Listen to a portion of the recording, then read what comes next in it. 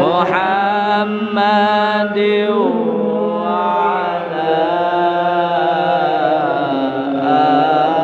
آله وسلم تسليما اللهم صل وسلم وبارك عليه وعلى آله.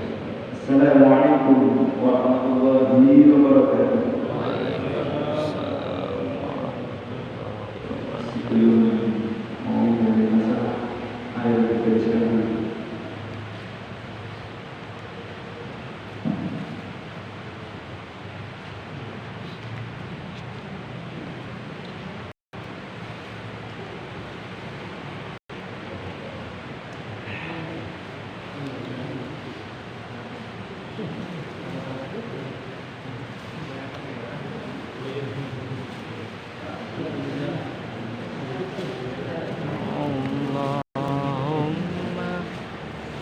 Salawat di lampu di luar ambil tuh halus tak?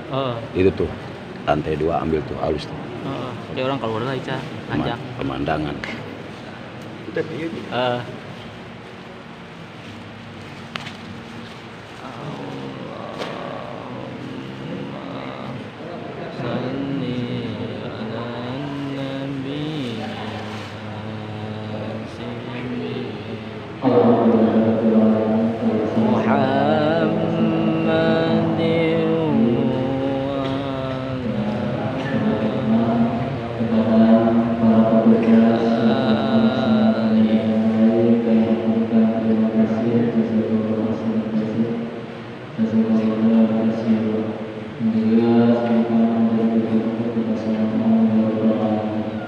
untuk acara selanjutnya yaitu khidmat ilmiah manaqib, insyaallah akan disampaikan oleh beliau Al-Mukarram Bapak Ustaz Syaiful Al-Qurani sebagai kepada beliau Allahumma shalli ala sayyidina Muhammad. Allahumma shalli wa sallim wa barik alaihi wa ala alihi.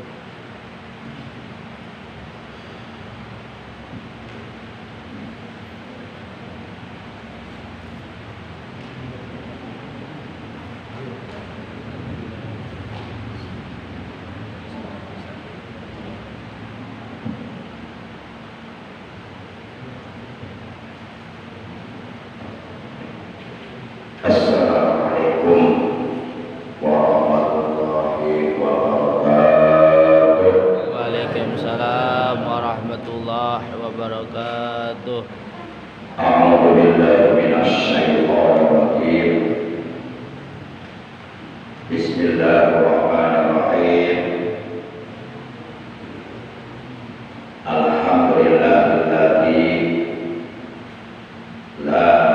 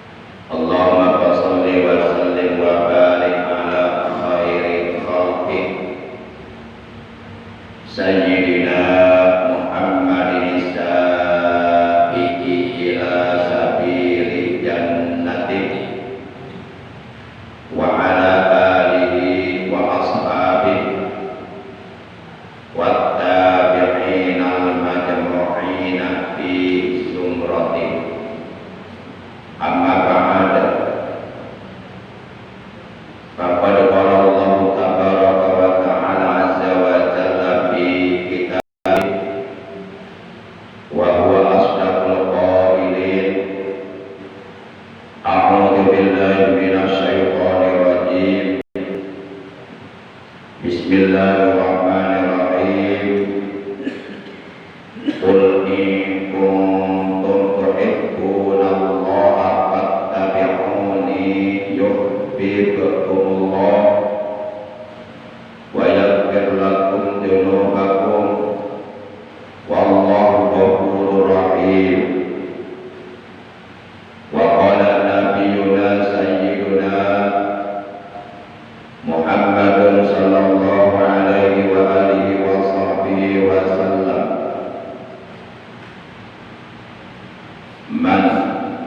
ahya sunnati faqad ahabbani wa man ahabbani kana ma'i bil jannah wa qala aydan alamatu hubbillah hubbu dzikrillah wa alamatu hubbillah hubbu dzikrillah.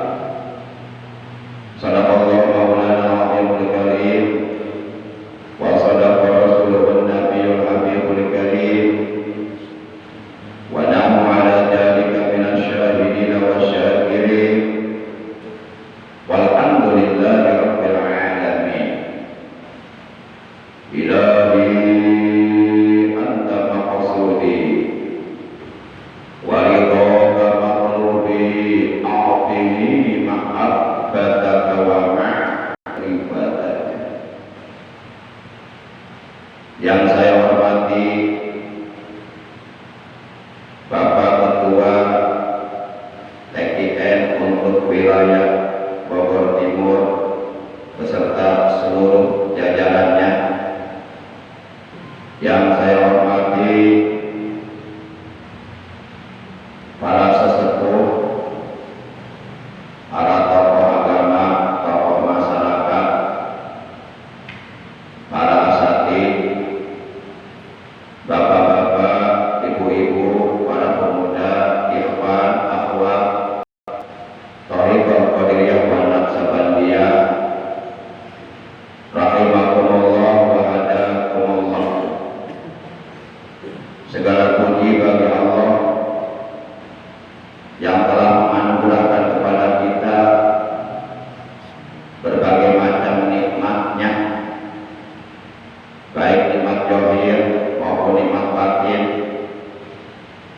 nikmat panjang umur, nikmat sehat walafiat, terutama nikmatul iman wal islam wal ihsan, juga nikmat diberi ilmu yang bermanfaat yang disertai hidayah, nikmat dapat menjalankan ibadah kepada Allah secara istiqomah, dan nikmat pada malam ini kita dapat berkumpul, bermuajalah, duduk bersama-sama di majlis manaqib Sultan Auliya Ghausul Aqtab Qutbul Alamin As-Sayyid Syekh Abdul Qadir Al-Jailani qaddasallahu sirrah. Semoga kita semua yang hadir pada malam ini mendapatkan ampunan dosa dari Allah Subhanahu wa taala. Amin. Mendapatkan tambahan ilmu yang bermanfaat, yang barokah, yang disertai hidayah, yang dapat menghasilkan berbagai macam amal soleh, Amin. amal kebaikan, amal ibadah untuk bekal hidup kita nanti sesudah mati. Amin. Dan mudah-mudahan kita semua yang hadir juga, keluarga kita, anak cucu kita, keturunan kita, semuanya dengan barokah kita hadir di majlis manaqib Walsek. Semoga kita semuanya dijadikan hamba Allah yang pandai bersyukur kepada Allah Subhanahu wa taala, yang pandai menggunakan nikmat-nikmat dari Allah untuk mencari ridha Allah. Putra putri kita, anak-anak kita, semoga dijadikan anak-anak yang soleh dan solehah, yang istiqomah mentaati perintah Allah dan Rasulnya, berbakti kepada kedua orang tuanya, berguna bagi agama, bangsa dan negara, dan berakhlak mulia. Amin ya Allah ya rabbal alamin. Shalawat beriring salam semoga tetap dilimpahkan selalu atas baginda yang mulia tercinta, pemuka alam, panutan kita, suri tauladan yang paling baik untuk kita untuk akhlak dan ibadahnya. Tidak lain tidak bukan, beliau adalah Sayyidul Anbiya wal Mursalin wa Sayyidul Waladi Adam yaumil qiyamah, Nabi kita, Nabi Agung, Nabi besar Muhammad sallallahu alaihi wasallam, beserta seluruh keluarga beliau, para sahabat beliau, dan seluruh pengikut beliau yang tetap setia dan tetap cinta kepada beliau, yang istiqomah menjalankan segala perintah beliau dan menjauhi segala larangan beliau, menghidupkan dan mengamalkan sunnah-sunnah beliau. Semoga di hari kiamat kita dan keluarga kita, juga saudara-saudara kita semuanya mendapatkan syafaat juga dari beliau. Amin ya Allah ya rabbal alamin. Bapak Ibu, ikhwan akhwat, thariqah qadiriyah wa naqsabandiyah, saudara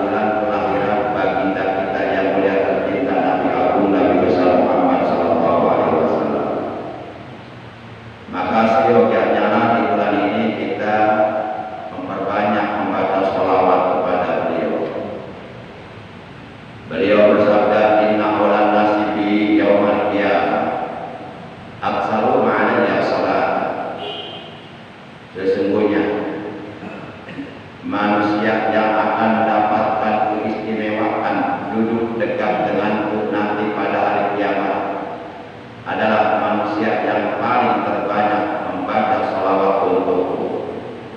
Di bulan kelahiran beliau, alangkah indahnya di setiap saat, di setiap waktu, fi kulli waqtin wahid kita membaca salawat, bersalawat kepada beliau.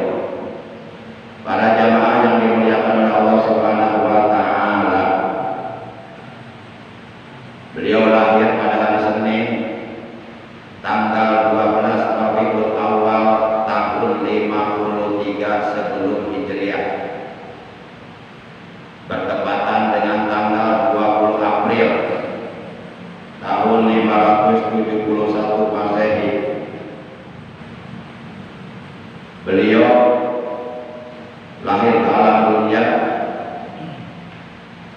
adalah merupakan utusan Allah yang diutus oleh Allah ke alam dunia. Salah satu di antara tugasnya adalah liutammima makarimal akhlak, untuk menyempurnakan akhlak, untuk memperbaiki akhlak. Akhlak ini sangat penting. Ilmu yang kita miliki setinggi apapun itu akan tidak ada nilainya manakala akhlak kita rusak. Rasulullah, baginda kita yang mulia tercinta, Nabi besar Muhammad sallallahu alaihi wasallam, beliau oleh Allah dijadikan uswatun hasanah, dijadikan suri tauladan yang paling baik untuk dicontoh oleh umat manusia di saat teror dunia. Beliau dijadikan pola, dijadikan figur. Hal ini sebagaimana difirmankan oleh Allah dalam Al-Quran surat 33 Al-Ahzab juz 22 ayat 21. Allah berfirman, laqad kana lakum fi rasulillahi uswatun hasanah. Sungguh benar-benar telah ada bagimu pada diri Rasulullah sallallahu alaihi wasallam uswatun hasanah, suri tauladan yang paling baik. Jadi beliau harus kita contoh, beliau harus kita tiru akhlak dan ibadahnya, tentu sesuai kemampuan kita masing-masing. Ikhwan akhwat yang dimuliakan oleh Allah Subhanahu wa taala, sebelum saya menyampaikan tentang dua perkara tersebut yang wajib kita pegang sampai mati agar kelak di hari kiamat kita oleh Rasulullah dikatakan sebagai umatnya dan berhak mendapatkan syafaat beliau, dan oleh beliau kita diajak masuk ke dalam surganya Allah Subhanahu wa taala. Sebelum saya menyampaikan materi tersebut, saya mengajak mohon keikhlasannya kepada ikhwan akhwat seluruhnya, bapak-bapak, ibu-ibu, pemuda-pemudi, untuk kita sama-sama terlebih dahulu bersolawat kepada Nabi Muhammad SAW. Walaupun tadi di tawasulan ada salawat, namun tidak ada salahnya kalau saya sebelum menyampaikan materi mengajak bapak-bapak untuk kita sama-sama bersolawat. Semakin banyak, semakin rajin kita bersolawat kepada beliau, maka tentu akan semakin dekat jarak kita dengan beliau kelak pada hari kiamat. Allahumma sholli wa sallim ala Sayyidina Muhammadin asrafi'i yaumal hisab. Sayyidina Muhammad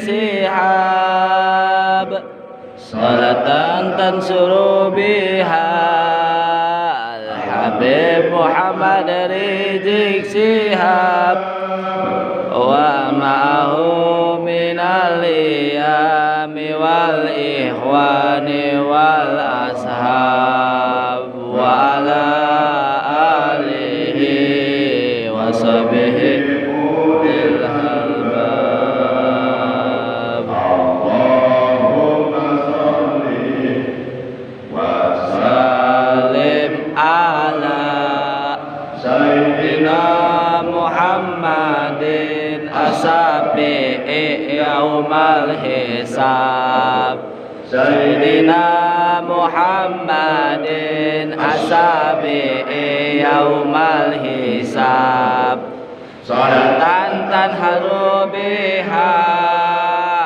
Al-Habib Muhammad Rizik Sihab salatan tansuru biha Al-Habib Muhammad Rizik Sihab wa ma'ahu minal iyami wal ikhwani wal ashab wa ala alihi wa sahbihi ulil albab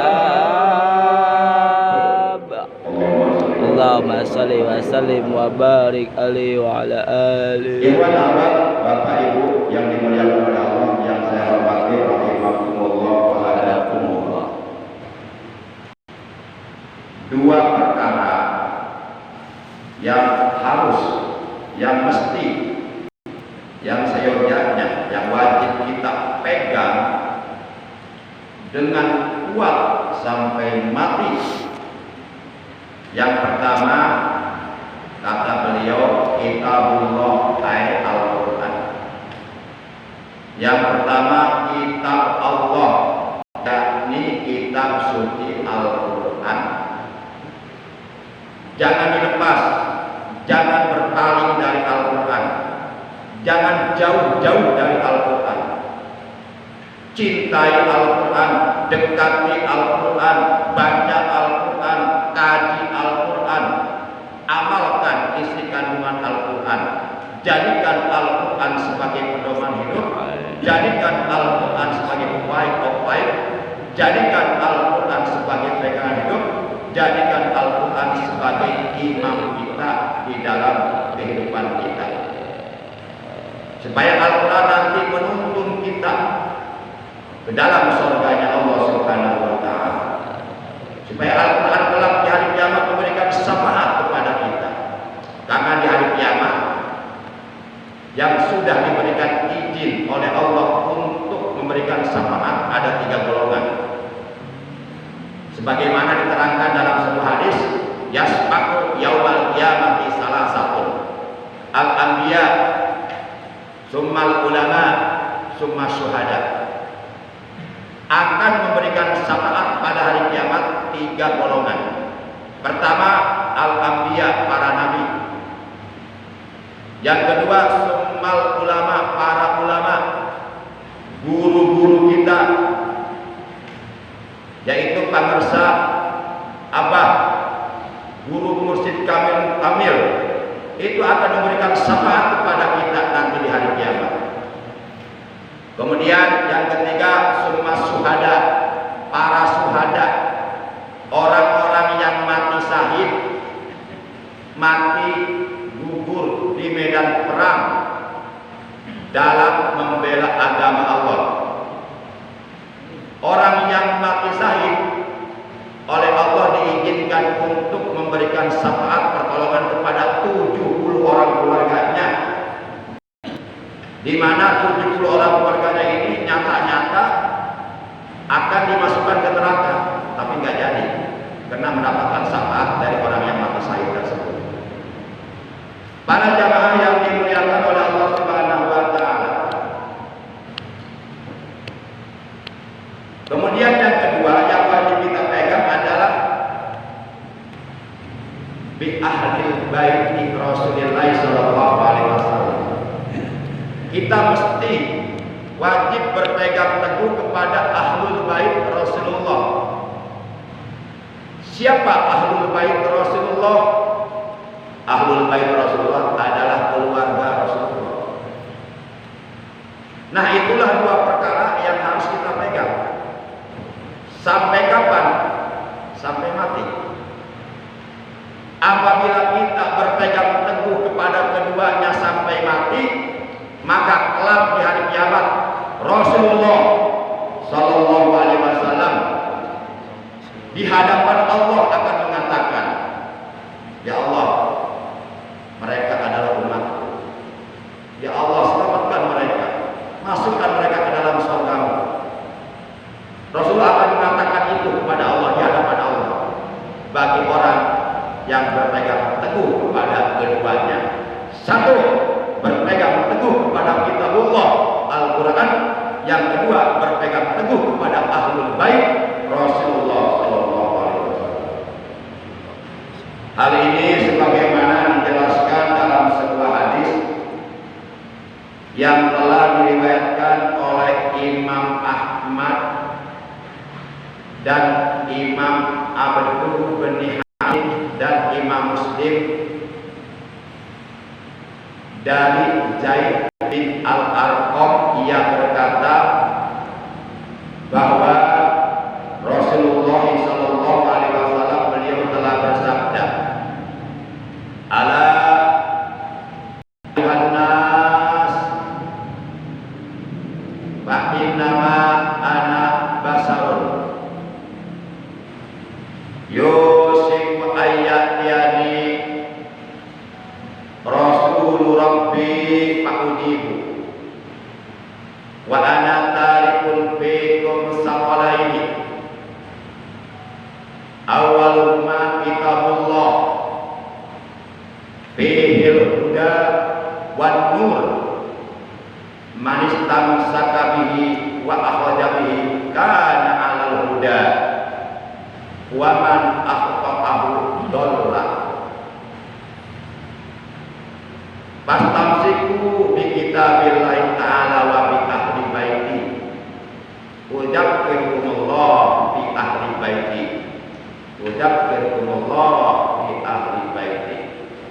Hadisun rawahul Imam Ahmad wa Abu bin Humaid wa Muslim an Zaid bin Al-Arqam. Hadis tersebut artinya kurang lebih seperti ini. Ala, ingatlah, ayuhan nas, wahai sekalian manusia, fa innama ana basarun, sesungguhnya aku ini adalah manusia, sama seperti kamu. Fa innama ana basarun, sesungguhnya aku adalah manusia. Yusiku ayat yani Rasul Rabbi fa'udibu. Satu saat akan datang utusan Tuhanku kepadaku untuk mengambil ruhku, untuk mengambil nyawaku apabila ajalku telah tiba. Jadi aku adalah manusia yang selain Allah pasti akan mati, termasuk aku juga akan wafat. Akan datang dalam waktu dekat utusan Allah yang diutus oleh Allah kepadaku untuk mengambil ruhku sehingga aku wafat.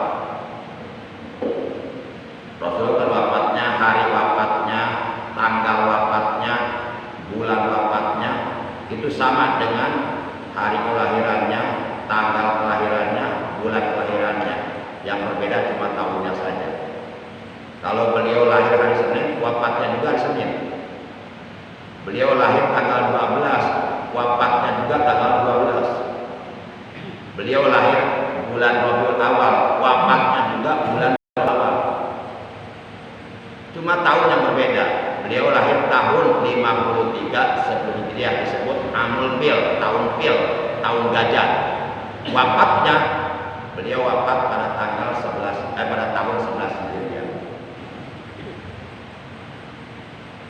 Nah, jadi aku adalah manusia yang satu saat aku pun akan meninggal dunia. Wa ana tarikun fikum saqalaini. Sebelum aku wafat meninggalkan kalian, aku tinggalkan dua perkara untuk kalian. Aku tinggalkan untuk kalian dua perkara. Wa ana tarikun fikum saqalain. Dan aku tinggalkan untuk kalian saqalain, dua perkara, dua pegangan hidup. Wa awwaluhuma kitabullah. Yang pertama yang aku tinggalkan untuk kalian pegang adalah kitabullah, kitab Allah, yakni Al-Quran. Bihil huda wan nur. Di dalam Al-Quran itu ada petunjuk Allah. Al-huda, huda Allah, petunjuk Allah. Wan nur, dan di dalam Al-Quran itu ada cahaya.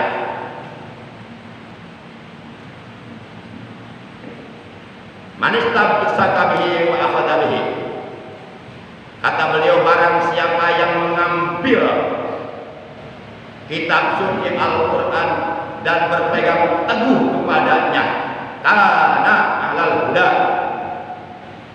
niscaya ia akan berada dalam petunjuk Allah, akan berada dalam kebenaran, akan berada dalam ridho Allah. Waman akhta'ahu dhalta. Sebaliknya, dan barang siapa yang berpaling dari Al-Quran,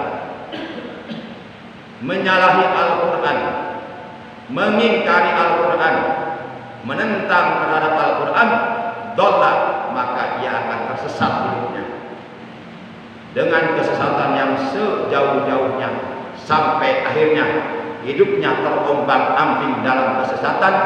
Allah memberikan keleluasaan dalam kesesatannya sampai akhirnya dia menjadi ahli neraka. Na'udzubillah min dzalik.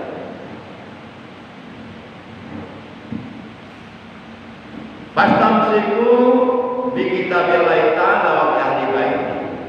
Maka oleh karena itu kata beliau, hendaklah kalian berpegang teguh kepada kitabullah Al-Quran, dan hendaklah kalian berpegang teguh kepada ahlul baitku, kepada ahli baitku, kepada keluargaku. Ini hadis, tidak boleh ditentang, tidak boleh diingkari. Barang siapa yang berani menentang sebuah hadis, barang siapa yang mengingkari sebuah hadis, maka dia belum dikatakan sebagai orang yang beriman kepada Rasulullah SAW, alias dia keluar dari agama Islam atau murtad. Atas dasar apa dia dikatakan keluar dari agama Islam atau murtad? Karena dia mengingkari hadis. Karena hadis itu adalah ma'udiba lin Nabi sallallahu alaihi wasallam qaulan aw fi'lan aw taqriran. Hadis itu segala sesuatu yang diidobatkan, yang disandarkan kepada Nabi Muhammad sallallahu alaihi wasallam, baik berupa ucapan beliau maupun berupa perbuatan beliau, tindakan beliau, sunnah beliau, kelakuan beliau, dan ataupun berupa pengakuan beliau, berupa ketetapan beliau, itu disebut hadis. Dan tiadalah ucapan beliau, perbuatan beliau, ketetapan beliau, semuanya tidak berdasarkan kemauan hawa nafsu beliau, tapi semuanya apa yang beliau ucapkan, apa yang beliau lakukan, apa yang beliau tetapkan, apa yang beliau akui, itu semuanya berdasarkan wahyu Allah yang telah diwahyukan oleh Allah kepada beliau. Sebagaimana Kata Allah dalam Al-Quran, wa ma yantiqu 'anil hawa in huwa illa wahyun yuha.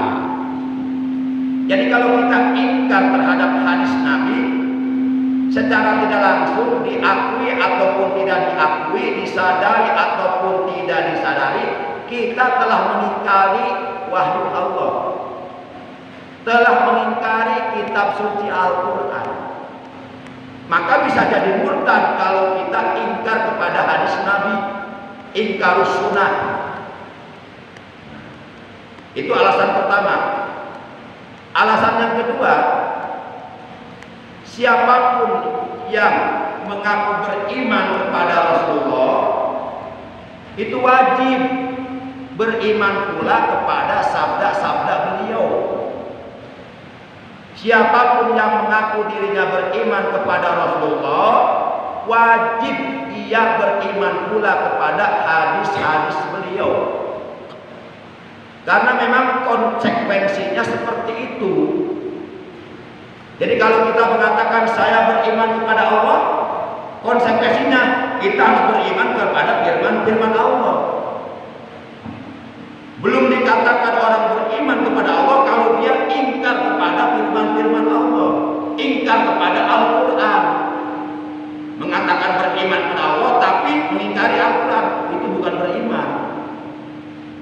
Jadi kalau kita mengatakan amantu billah wa bima qala Allah, saya beriman kepada Allah dan saya beriman kepada firman-firman Allah, konsekuensinya seperti itu.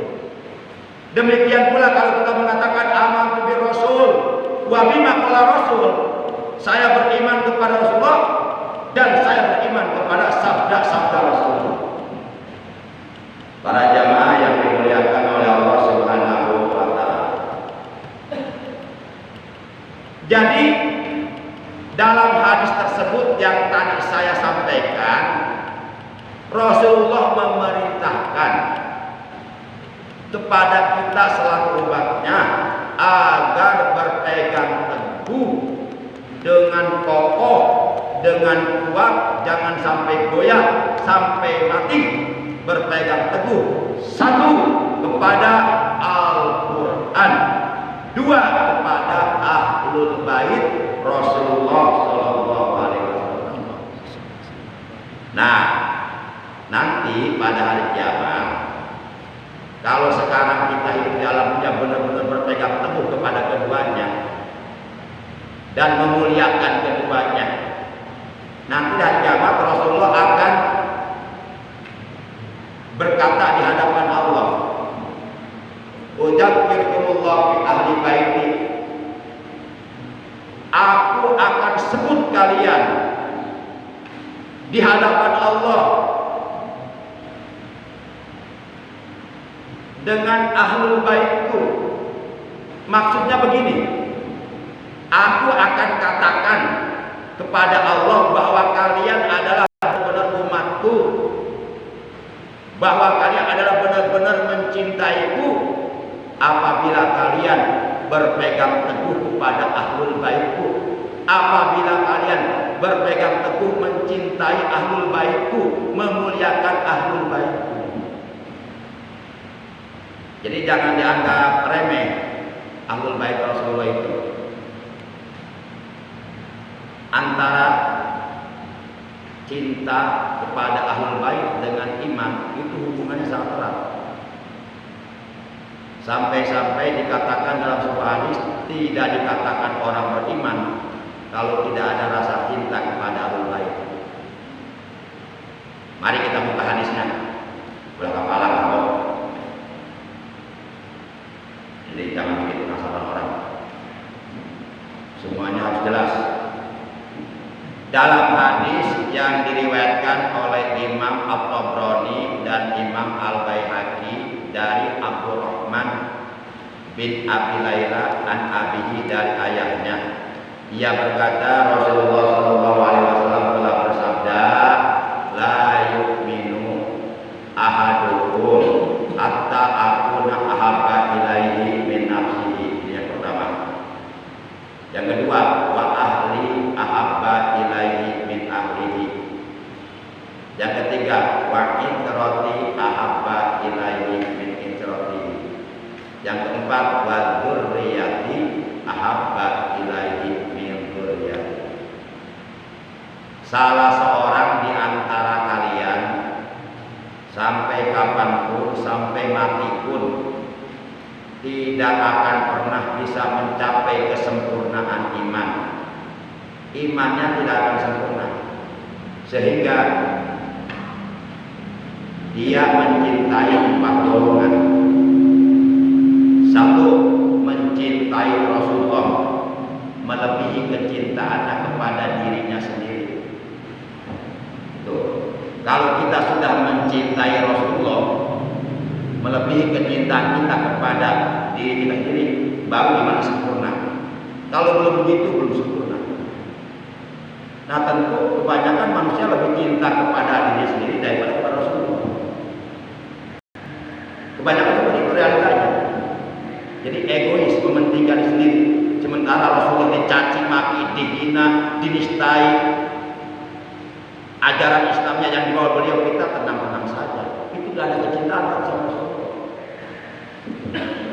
Rasulullah dihina, kita nggak merasa sakit, nggak merasa benci kepada yang menghina. Orang yang seperti ini perlu dipertanyakan keimanannya. Karena kata Nabi, selemah-lemahnya iman adalah ketika engkau melihat Rasulullah dihina, dicaci maki, dinistai. Ketika engkau melihat ajaran Islam yang dibawa oleh beliau dirusak, engkau sedikit pun tidak ada rasa benci di hatimu. Itu selemah-lemahnya iman. Kalau hanya ada benci kepada yang menghina Nabi, di hati kita ada rasa benci kepada yang menghina ajaran Islam, itu kita punya iman selemah-lemahnya iman. Berarti kalau umpama sedikit pun tidak ada rasa benci di hati kita kepada orang yang menghina Rasulullah, kepada orang yang menghina ajaran Islam yang dibawa oleh beliau, berarti imannya sudah lepas, sudah hancur, sudah rusak imannya.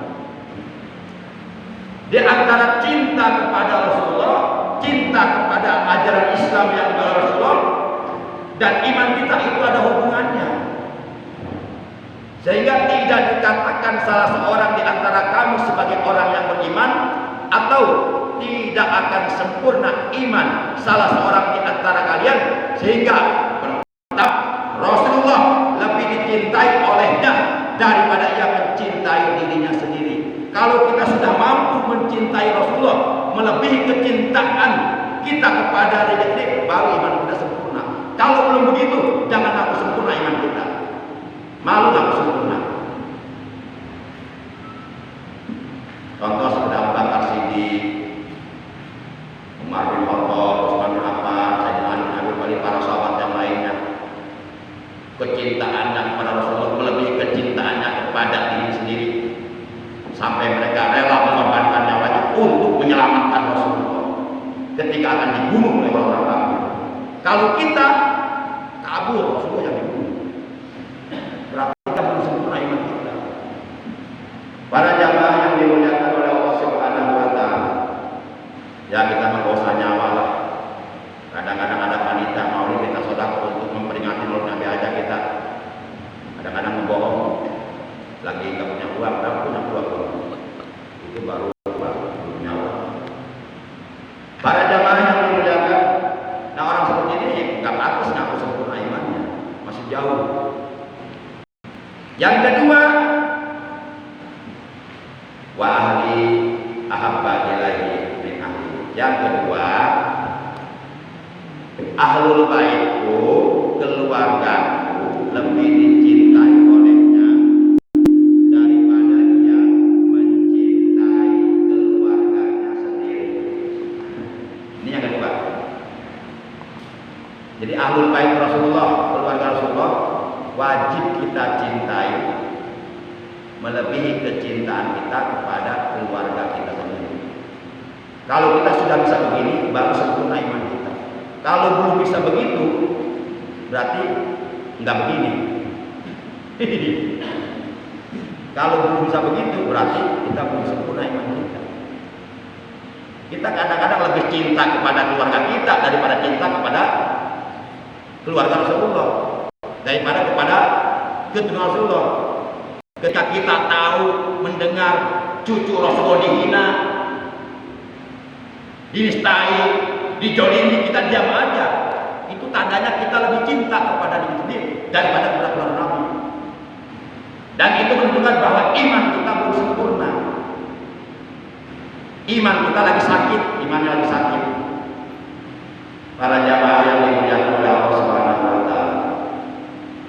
Bahkan kalau umpama ada orang sampai berani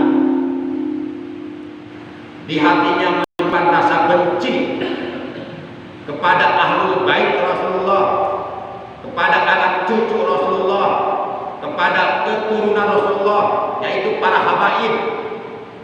Kalau sampai berani di hatinya menyimpan rasa benci, kemudian orang tersebut meninggal dunia, itu haram masuk surganya, wajib masuk neraka. Walaupun dia tiap malam tahajud, walaupun dia sholat berjamaahnya 5 waktu rajin, walaupun dia orang dermawan, sedekahnya luar biasa, walaupun setiap 1 bulan khotam Quran 30 juz, walaupun tiap tahun ibadah haji, tiap bulan haji kurban, itu semuanya sia-sia, dia wajib masuk neraka. Kalau seseorang meninggal dunia dengan membawa kebencian di hatinya kepada anak cucu Rasulullah, kepada keluarga Rasulullah, kepada keturunan Rasulullah. Mari kita buka hadisnya.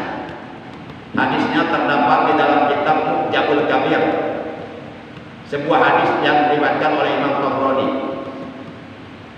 Beliau bersabda, "Lau anna rajulan sallallahu alaihi wasallam wa sabana baina rukni wal maqam, summa mubghidun li ahli baiti illa dakhalan nar."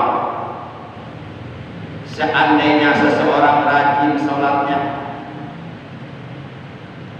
saking rajin sholatnya sampai jidatnya hitam karena kebanyakan sujud, atau mungkin juga sujudnya digosok-gosok ke lantai, atau naruh batu di tempat sujudnya, kalau alam deh. Pokoknya intinya begitu deh, rajin sholatnya, saking rajin sholatnya sampai jidatnya hitam, mungkin kebanyakan sujud. Dan dia rajin puasanya, saking rajin puasanya sampai badannya kurus, nggak pernah mau gemuk, kurus lagi, nggak pernah mau gemuk karena puasanya rajin. Sepanjang tahun seumur hidup dia puasa Nabi Daud. Hari ini puasa, besok buka, puasa Nabi Daud. Dia lakukan setiap tahun sepanjang umurnya sampai badannya kurus. Dan setiap tahun dia menunaikan ibadah haji ke Baitullah, ke tanah suci Mekah, berdiri di depan rukun Yamani. Ini orang kelihatannya hebat banget. Sholatnya rajin sampai jidatnya hitam, puasanya rajin sampai badannya kurus, tiap tahun ibadah haji. Wah, luar biasa. Pokoknya hebat deh. Bahkan disebutnya bukan hebat lagi, heben. Kalau hebat ya hebat. Kalau heben mah kepanjangannya hebat bener gitu. Hebat bener sikat heben. Bahkan ada yang bilang bukan heben lagi, heboh. Kalau heboh kepanjangannya hebat. Oh. Bahkan ada yang bilang hebring. Hebat tapi otaknya miring. Luar biasa. Summa mata, kemudian orang tersebut meninggal dunia. Mubghidun di ahli baiti, di dalam hatinya membawa kebencian, membawa ketidaksukaan kepada ahlul bait Rasulullah, kepada anak cucu Rasulullah, kepada keturunan Rasulullah, kepada para habaib. Apa kata Nabi? Illa dakhalan nar, melainkan dia pasti akan menjadi ahli neraka. Walaupun tadi sholatnya rajin, walaupun puasanya rajin, walaupun tiap hari rajin, tetap masuk neraka. Jadi jangan dianggap remeh. Ahlul bait Rasulullah, hati-hati. Maka kalau umpama aja ya, tapi insya Allah nggak ada ya. Insya Allah nggak ada ya. Mudah-mudahan nggak ada ya. Kalau Ustaz ngomong apa sih? Belum jelas banget nih. Ya udah ya aja gitu ada. Dan nggak ada ya. Mudah-mudahan nggak ada ya. Ini mah kalau umpama ada, tapi mudah-mudahan nggak ada ya. Ini mah kalau umpama ada, kalau umpama ada, tapi mudah-mudahan nggak ada ya. Capek deh. Kalau umpama ada, misalnya ikhwan atau akhwat ngakunya TKN, tapi membenci keturunan Rasulullah, membenci cucunya Rasulullah, membenci para habaib, malu ngaku TKN, malu menjijikan, malu. Lebih baik jangan ngaku ikhwan TKN kalau di hatinya ada kebencian kepada anak cucu Rasulullah, kepada keturunan Rasulullah, kepada ahlul bait Rasulullah. Apa dia nggak sadar dengan membenci anak cucu Rasulullah, dengan membenci ahlul bait Rasulullah, dengan tidak suka kepada para habaib? Apa dia nggak sadar kalau dia itu tidak suka kepada Abah? Karena Abah sangat mencintai para habaib, Abah sangat cinta kepada ahlul bait Rasulullah, Abah sangat cinta kepada keturunan Rasulullah. Nah itu berarti bukan berita apa yang itu. Berita siapa? Nggak tahu. Masa hati-hati para jamaah. Jangan sampai zikir kita jadi sia-sia. Zikir 5.000-nya sia-sia, otamannya sia-sia, mana kitanya sia-sia, hanya karena ada kebencian di hati kita kepada ahlul bait Rasulullah sallallahu alaihi wasallam. Jaga hati kita, jaga hati kita. Karena salah satu di antara tujuan zikir adalah kata Rasulullah litasfiyatil qulub wa tajfiyatin nufus, untuk menjernihkan hati dan membersihkan jiwa. Jadi jangan sampai rajin zikir tapi hati masih kotor. Berarti selama ini zikirnya kosong. Berarti zikirnya zikir adah, bukan zikir ibadah, apalagi zikir mahabbah wal ma'rifat. Karena zikir itu ada tingkatannya. Enggak semua zikir dapat pahala, ada zikir yang justru dosa, yaitu zikir adat, zikir adat, zikir kebiasaan, adzikru bilisan, wa qalbu ghafilun, lisannya berzikir Allah, Allah, la ilaha, tapi hatinya berpaling dari Allah, hatinya lupa kepada Allah. Lisannya berzikir la ilaha illallah, tapi yang diingat di hatinya bukan Allah, yang diingat malah janda. Wow, lisannya zikir, lagi tahlilan nih, lagi tahlilan ceritanya nih. Lisannya zikir mantap, tapi hatinya lupa kepada Allah. Di hatinya yang ada, ini besek belum keluar, ini besek belum keluar. Kira-kira beseknya saya ke bagian berapa? Apa itu yang disebut zikir? Bukan. Itu bukan zikir yang sesungguhnya. Itu zikir ada. Buah daripada zikir ada, bukan pahala tapi dosa. Karena dia telah mempermainkan Allah. Seakan-akan dia bersikap seperti orang munafik, lain di mulut, lain di hati. Mulutnya berzikir, la ilaha illallah, tapi hatinya berpaling dari Allah. Itu sifat orang munafik. Itu zikir ada. Minimal paling tidak kita zikirnya zikrul ibadah. Adzikru bil lisan wa qalbu mutmainnun billah. Lisannya berzikir kepada Allah, hatinya tenang mengingat Allah. Jadi hatinya mampu mencamkan makna yang terkandung dalam kalimat la ilaha illallah, dicamkan di dalam hatinya, diresapi, dihayati, sehingga hatinya hidup terang. Yang teringat hanya Allah, selain Allah tidak teringat. Nah itu namanya zikr ibadah. Zikr ibadah pahalanya besar, sebagaimana janji Allah dalam Al-Quran, wa a'adda Allahu ajran karima. Allah sudah menyediakan pahala yang mulia, pahala yang besar kepada orang-orang yang berzikir. Lisannya berzikir, hatinya juga berzikir. Jadi jangan sampai lisan berzikir, hati kosong, malah berpaling dari Allah hati kita, nggak ingat kepada Allah. Nah, jadi kita harus zikir ibadah, lisan berzikir kepada Allah, tapi juga ingat kepada Allah. Jadi bareng-bareng diibaratkan seperti apa? Seorang pilot melesat ke angkasa dengan pesawatnya. Jangan sampai pesawatnya aja yang melesat, jadi di bawah nggak naik. Jangan sampai begitu. Nah, yang paling hebat tingkatan zikir yang ketiga, zikrul mahabbah wal ma'rifah. Zikir yang diajarkan oleh para sahabat dulu muslim kita. Makanya setiap mau zikir dimulai dengan ilahi anta maqsudi wa ridhaka maqlubi aqtini mahabbataka wa ma'rifataka. Mahabbataka mahabbah wa ma'rifataka mahabbah ma'rifah. Zikir mahabbah wal ma'rifah. Kalau zikir tingkatan mahabbah ini, yang berzikir bukan hanya lisannya, yang berzikir bukan hanya hatinya, tapi seluruh anggota badannya semuanya bergetar karena menyebut nama Allah, karena ingat kepada Allah. Para jamaah, jadi jangan sampai zikir kita sia-sia hanya gara-gara di hati kita menyimpan kebencian kepada ahlul bait Rasulullah SAW, kepada anak cucu beliau dan kepada zuriat beliau atau kepada keturunan beliau, yaitu para nabi. Yang terakhir, yang ketiga, yang pertama apa masih ingat ya? Mencintai Rasulullah melebihi kecintaan kita kepada diri kita sendiri. Yang kedua, mencintai ahlul bait Rasulullah, mencintai keluarga Rasulullah melebihi kecintaan kita kepada keluarga kita sendiri.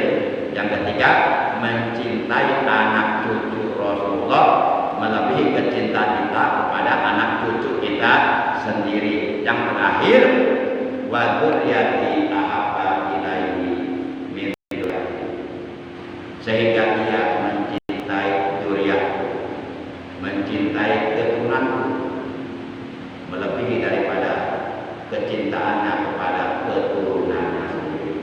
Nah, kalau kita sudah mampu seperti ini, insya Allah kita akan mencapai kesempurnaan iman. Tapi kalau belum seperti itu, jangan ngaku iman sempurna, malu. Ya, kita buktikan sekarang.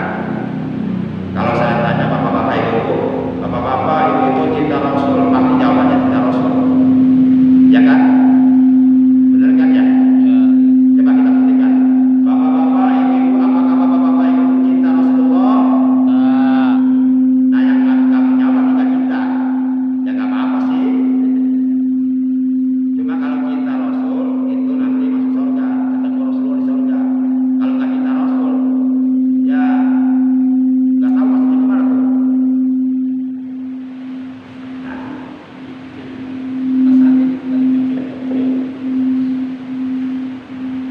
cinta Rasulullah Sallallahu Alaihi Wasallam.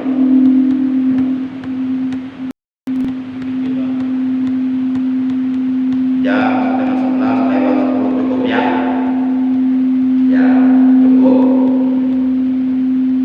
Jadi nggak usah banyak-banyak lah. Yang penting itu yang tadi sampaikan, kita mampu mengimplementasikannya, menerjemahkannya di dalam kehidupan kita sehari-hari. Ya. Oke, ya.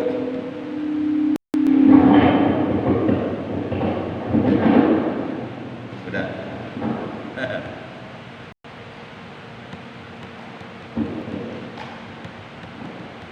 Ikhwan akhwat, Bapak Ibu yang dimuliakan oleh Allah Subhanahu wa taala, yang saya hormati, rahimahumullah wa hadakumullah. Yuk kita jaga, kita pelihara ibadah kita, sholat kita, zikir kita, sedekah kita, puasa kita, dan ibadah-ibadah yang lainnya. Yuk kita jaga, jangan sampai rusak, jangan sampai hilang pahalanya, jangan sampai menjadi sia-sia. Caranya yaitu dengan menjaga kecintaan kita, satu kepada Rasulullah SAW, dua kepada ahlul bait beliau, tiga kepada anak cucu beliau, empat kepada zuriat beliau. Insya Allah mudah-mudahan kita semua hadir oleh Allah Subhanahu wa taala, keimanan kita disempurnakan oleh Allah Subhanahu wa taala dengan sababiyah barokah kita mencintai yang empat golongan tadi. Qul in kuntum tuhibbunallah fattabi'uni yuhibbukumullah wa yaghfir lakum dzunubakum wallahu ghafurur rahim. Katakan, jika kamu benar-benar mencintai Allah, ikuti aku, cintai aku, niscaya Allah akan mencintaimu dan Allah akan mengampuni dosa-dosamu, dan tentu Allah di akhirat akan menjadikanmu sebagai penghuni sorga. Jadi yuk kita buktikan kecintaan kita kepada Allah dengan mencintai Rasulullah. Yuk kita buktikan kecintaan kita kepada Rasulullah dengan mencintai ahlul bait Rasulullah, dengan mencintai anak cucu Rasulullah, dengan mencintai keturunan Rasulullah yaitu para habaib, dan dengan mencintai pewaris Rasulullah yaitu para ulama.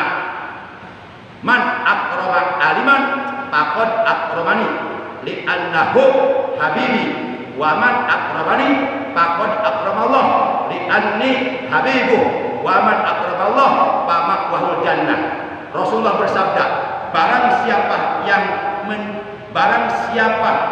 mencintai, yang memuliakan ulama, maka sungguh dia telah mencintai, telah memuliakan aku, kata Rasulullah, karena ulama adalah kekasihku, kata beliau.